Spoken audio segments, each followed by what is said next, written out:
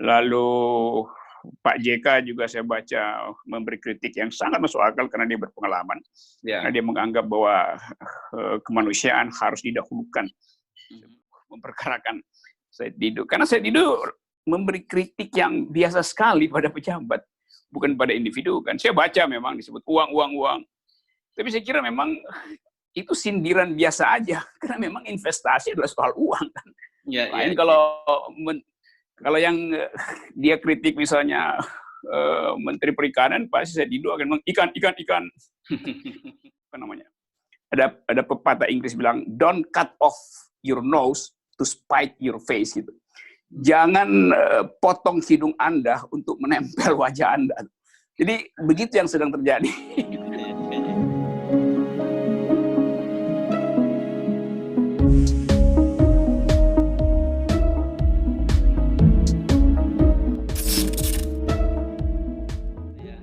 Dan kali ini saya akan kembali mengajak kuliah dengan Profesor Rocky Gerung. Jadi, nah itu tema bagus tuh, kuliah ya. Jadi kira-kira ini mahasiswa udah pada siap nih nunggu tema kuliah kita tentang apa nih pagi ini. Banyak sekali topik-topik yang menarik di publik ya. Semua isu-isu yang burning isu yang benar-benar membangkitkan semacam antara masih optimis atau harus pesimis. Jadi semua isu publik kan begitu, mulai soal Enggal pergi ke pengadilan untuk melakukan class action terhadap presiden. Lalu Pak JK juga saya baca memberi kritik yang sangat masuk akal karena dia berpengalaman. Karena dia menganggap bahwa kemanusiaan harus didahulukan sebelum ekonomi. Ada soal dari malam kawan saya Said Didu juga diviralkan, dan semua itu adalah keadaan yang dengan mudah kita baca sebagai pekerjaan sosiologi, pekerjaan rumus-rumus sosiologi. Lepas dari intensi orang, itu akan terjadi pasti kan. Lalu saling bantah-membantah di istana, itu macam-macam itulah. Coba kita lihat satu persatu. Jadi saya kira hari ini kita mulai kuliah. Ya, kuliahnya 4 SKS atau mungkin bahkan 6 SKS. Tapi ada yang nggak lulus. Kurangin SKS pun nggak lulus. Kita mulai dari cerita teman Anda, teman kita, teman saya juga gitu. Said Didu yang diperingatkan untuk segera meminta maaf gitu. Menurut Anda memang ada yang salah dengan statement dari Said Didu? Saya kira pertama saya kurang begitu percaya bahwa, atau kurang yakin bahwa Menteri LBP itu punya waktu untuk mengikuti channel YouTube Said Didu. Kan beliau sibuk buat koordinasi kebijakan, memastikan bahwa investasi tidak boleh menurun. Jadi mungkin sekali ada orang yang iseng itu bisikin sesuatu pada juru bicaranya tiba-tiba punya ide untuk menegur dan minta maaf. Nah, saya kurang yakin bahwa Pak LBP itu punya intensi yang sebegitu jauh untuk memperkarakan Said Didu. Karena Said Didu memberi kritik yang biasa sekali pada pejabat, bukan pada individu kan. Saya baca memang disebut uang. Tapi saya kira memang itu sindiran biasa aja, karena memang investasi adalah soal uang kan. Lain kalau yang dia kritik misalnya Menteri Perikanan, pasti Said Didu akan bilang ikan. Ya pasti itulah. Jadi terlalu banyak. Apalagi kemarin suratnya itu kan juga tidak ada tanda tangan yang beredar, yang saya baca, nggak tahu yang aslinya ya, ada yang tidak tanda tangan. Kemudian pertanyaannya, kalau yang menjadi subjek hukumnya Pak LBP mengapa menggunakan juru bicara dari Kementerian dari Menko Parves gitu kan. Jadi saya cenderung percaya sama Anda, ini kali nggak terlalu bukan formal dari Pak LBP gitu ya. Iyalah, LBP juga kan suka bercanda karena dibercandain begitu.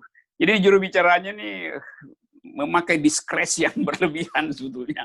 Sebagai juru bicara, ya dia jadi juru bicara LBP.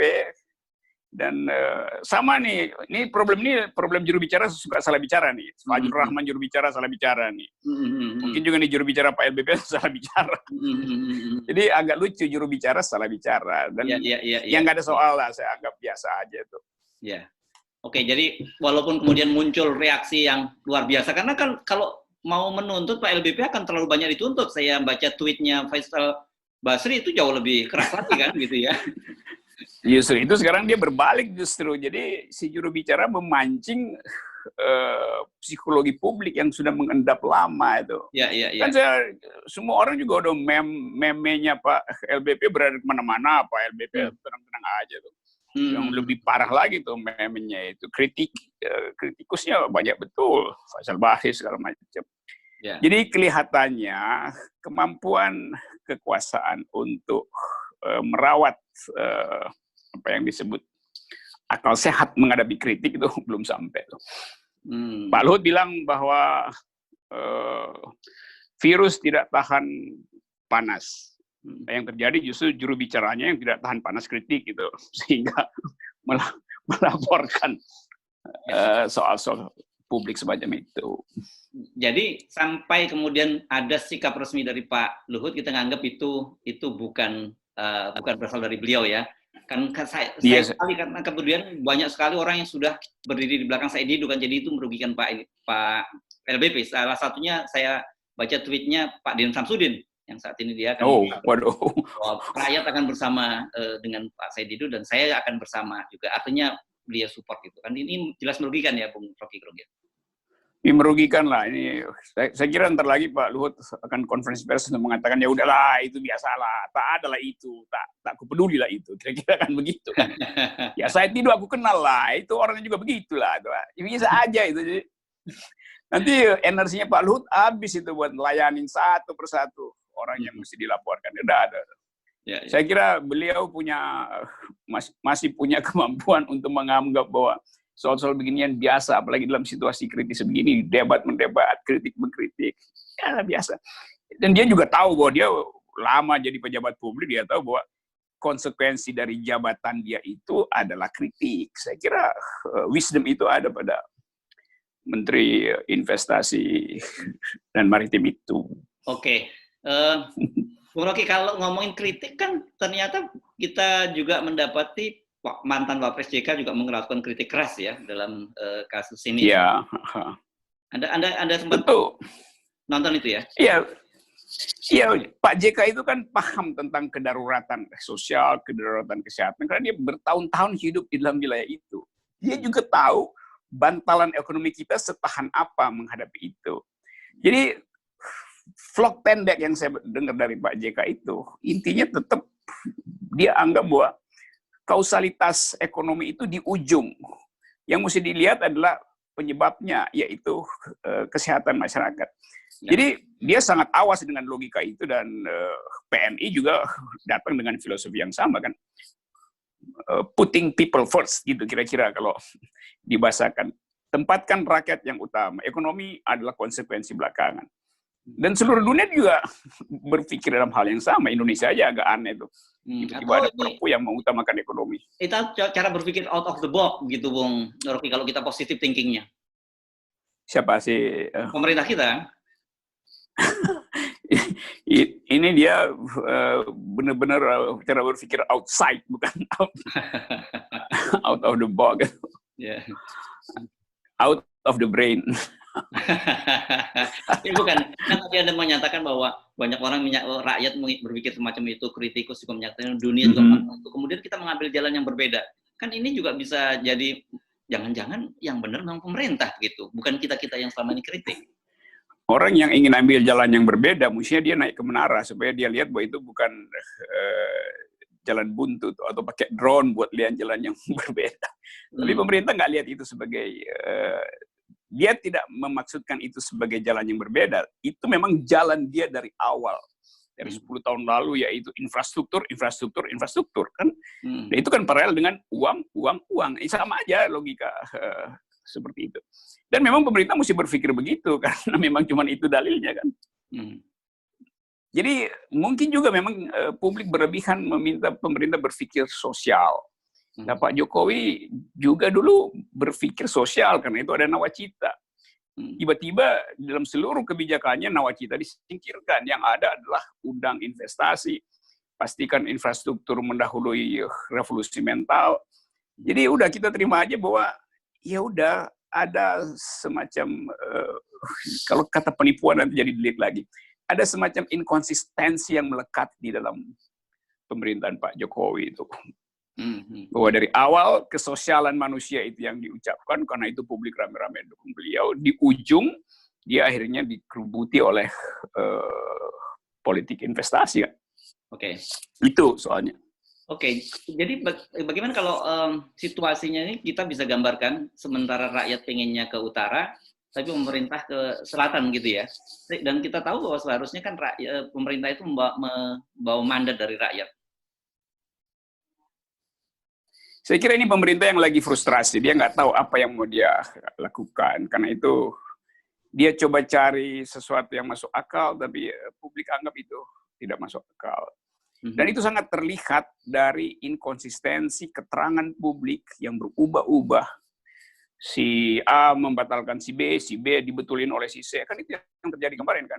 Juru bicara istana ngomong begini, tiba-tiba Mensekneknya bilang enggak, itu kan begitu. Lalu Menteri Investasi lurusin begini. Padahal tiga-tiganya nggak ada yang dipeduli rakyat. Karena rakyat bingung apa yang mau dilakukan kalau kalian sendiri di istana tidak punya satu bahasa. Jadi saya anggap bahwa istana lagi apa namanya? Ada pepatah Inggris bilang don't cut off your nose to spite your face gitu. Jangan potong hidung Anda untuk menempel wajah Anda. Jadi begitu yang sedang terjadi. Hal semacam itu. Dengan mudah publik lihat bahwa kalian mau memimpin bagaimana, informasi aja kalian saling bantah di dalam. Gitu soalnya tuh. Ya. Nah, sekarang ini lagi viral juga dia, ada anak muda yang tiba-tiba bikin kaget banyak orang, gitu ya. Namanya si Enggal ya. Enggal. Saya kenal baik Enggal itu, dia beberapa kali ikut kuliah online saya dan beberapa diskusi yang sering dibuat oleh jurnal perempuan tentang isu sosial. Dan tiba-tiba ada inisiatif. Kita nggak pernah berpikir bahwa ada orang yang dalam situasi sekarang masih berpikir untuk mengingatkan sejarah bahwa ada pemerintah yang gagal melakukan public policy yang masuk akal di saat kritis. Nah, saudara Enggal saya pasti dukung karena dia mewakili kritik yang mendasar, yaitu warga negara berhak untuk mempersoalkan pemerintah yang tidak mampu untuk mengurus negaranya. Ya, macam itu ya. Dan class action itu soalnya. Dan sama dengan yang dilakukan oleh para dokter di Perancis ya terhadap Macron. Yes, ya itu.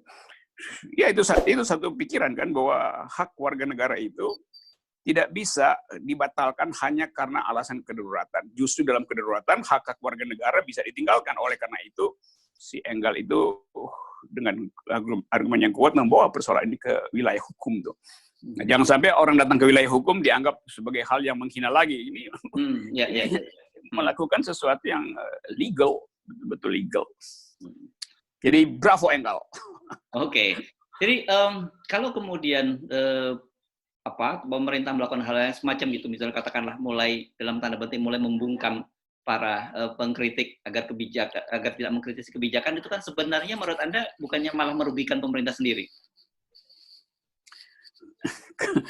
Pasti dia dirugikan, tetapi orang yang membisikkan keadaan mungkin menganggap bahwa ini bisa dikontrol karena itu nanti ada persiapan undang-undang darurat sipil.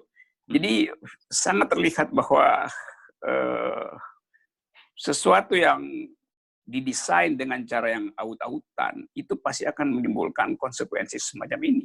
Jadi saya berpikir minggu ini pasti ada social unrest, ada keresahan di mana-mana di banyak kabupaten, dan kita membaca itu perlahan-lahan ada eskalasi keresahan publik. Soal pertama adalah soal jaminan masa depan bahwa pemerintah bisa memberi harapan, itu hilang. Terus seluruh kebijakan ekonomi juga lamban. Kalaupun kebijakan itu memang harus diturunkan, terlalu lamban berkejaran dengan si virus. Nah, semua itu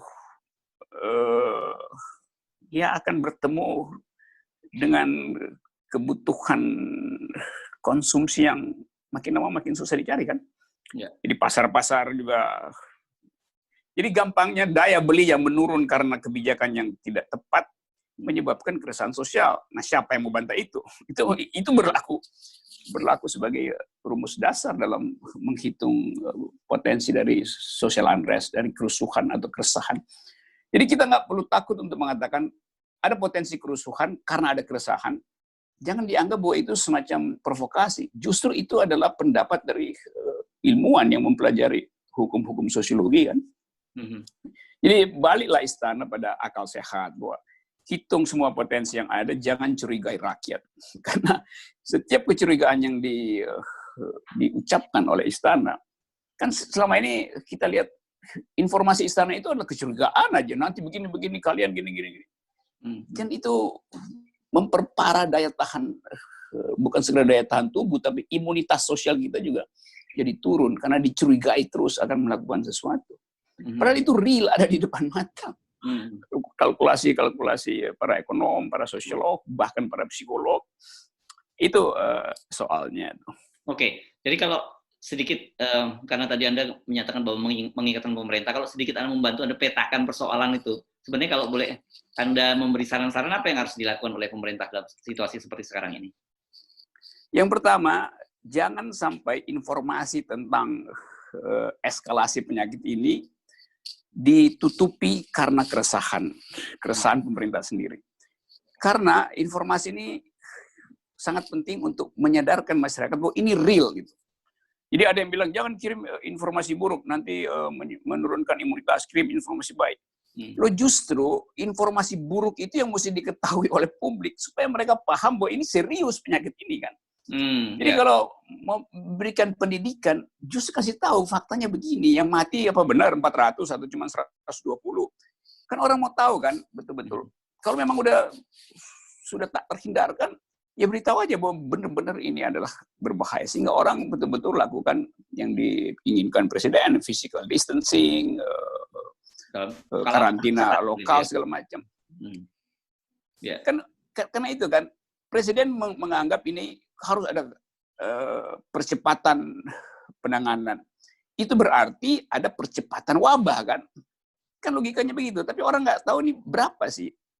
Lalu apa yang disebut sebagai zona merah misalnya, kita nggak tahu di mana zona merahnya itu. Swab test nggak dilakukan, rapid test justru lambat rapidnya itu, sehingga sampai sekarang kita nggak tahu peta dasarnya apa itu. Akibatnya kita cuma dengar berita internasional bahwa sebetulnya risiko Indonesia itu 10 kali lipat yang diberitakan oleh BIN, bahwa sekian kali lebih berbahaya dari yang diucapkan oleh Pak Juru Bicara Presiden atau petugas segala macam kan. Jadi kesermerautan informasi ini yang menyebabkan kita nggak tahu petanya seberapa besar. Kalau mau di lockdown, bisa beberapa kota yang potensial jadi epicentrum kan. Jadi data itu tetap orang bertanya tuh. Sementara pemerintah sampai lamban sekali untuk melakukan ini. Ya, Bung Rocky, ada juga yang mulai menyorot mengapa dalam situasi seperti sekarang terkesan Presiden Jokowi dibiarkan sendiri gitu. Padahal kan banyak menteri-menteri lain yang bisa terkait, misalnya Menteri Tenaga Kerja, Menteri Sosial, Menteri Desa dan sebagainya. Ini sama sekali mereka tidak pernah muncul di publik. Anda melihat itu minggu lalu saya terangkan bahwa saya kira cuma 2-3 orang yang mengelilingi presiden dan membrief dia dengan info-info yang dalam kepentingan bisnis semata-mata. Nah itu bahayanya kan. Karena Menteri Desa mestinya tahu tentang desa mana yang sudah melampaui daya tahan ekonomi lokalnya itu kan. Paling nggak kita juga tahu kalau kita masyarakat sipil mau melakukan menyumbang misalnya kemana gitu. Semua orang beredar kiri kanan soal jadi volunteer, padahal itu bolak-balik doang tanpa ada desain. Karena bukan salah mereka, pemerintah nggak punya datanya, petanya di mana gitu. Sampai sekarang kita nggak tahu. Jakarta aja kita nggak tahu petanya di mana. Anies barusan ucapan kami akan bikin laboratorium sendiri.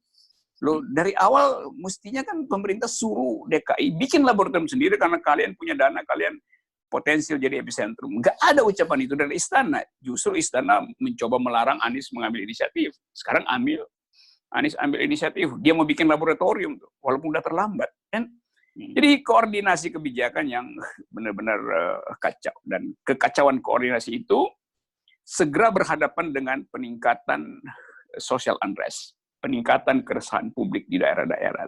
Itu bahayanya. Dan ya bagi saya hanya bisa, saya nggak tahu mau ucapin apa kan, selain meminta agar supaya percepat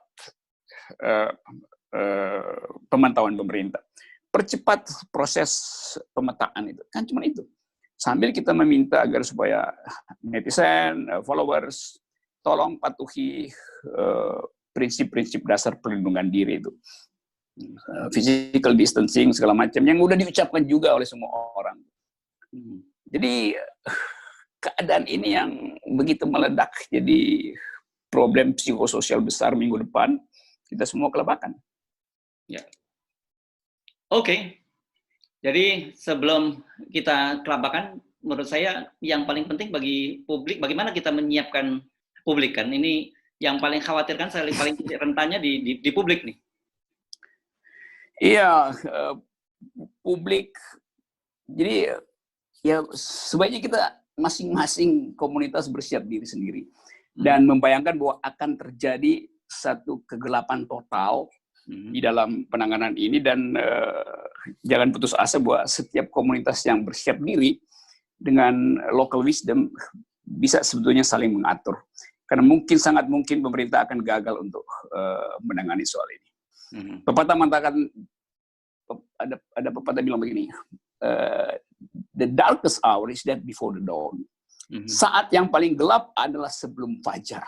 Jadi sebaiknya kita berpikir akan ada kegelapan, supaya kita bisa mengatur diri sendiri, menerbitkan fajar sendiri. Oke. Terima kasih. Ya. Oke, hari ini kita akan bertemu lagi di perkuliahan berikutnya. Yes. Ya.